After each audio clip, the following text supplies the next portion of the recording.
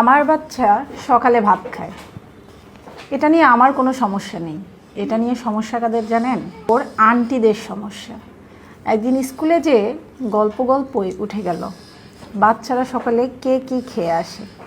তো আমি বললাম আমার মেয়ে সকালে একটু হইলেও আগে আমি ওকে ভাত খাওয়াই। এটা নিয়ে এমনভাবে রিয়্যাক্ট করলো কিছু মানুষ, আমি পুরো অবাক হয়ে গেলাম। আমার বাচ্চা সকালে ভাত খায়, তো সমস্যা কোথায়?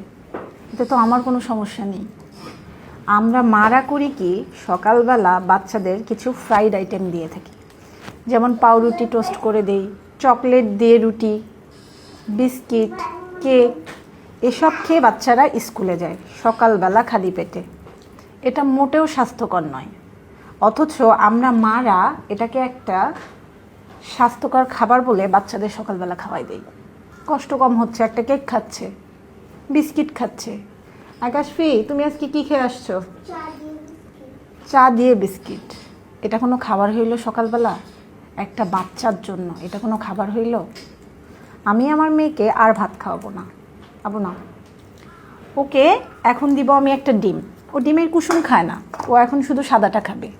তাহলে সকালবেলা হলো কি, ওকে একটু অল্প করে ভাত দিলাম, দেওয়ার পর ওকে একটা ডিম দিলাম, প্রোটিনটা চলে গেল। একটা বাচ্চার শরীরে সকালবেলা যদি প্রোটিন যায় তাহলে তো আর কিছু লাগে না। আমার কাছে মনে হয় বাচ্চাদের সকালবেলা এই ধরনের খাবারগুলো থেকে বিরত রাখা উচিত। কেননা সকালবেলা এই ধরনের খাবার খেলে অ্যাসিডিটির সমস্যা হয়।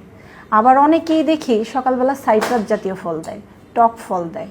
সকালবেলা তো খালি পেটে ফল খাওয়া ঠিক না, এটা তো গ্যাস করে। সকালবেলা বাচ্চাকে এই জাতীয় খাবার থেকে বিরত রাখবেন, কেননা এটা বাচ্চার শরীরের জন্য ভালো না। বাচ্চা যেন প্রোটিন ঠিকঠাক মতো পায়, এই ধরনের খাবার দেওয়ার সবসময় চেষ্টা করবেন। আপনার বাচ্চার স্বাস্থ্য ভালো থাকুক।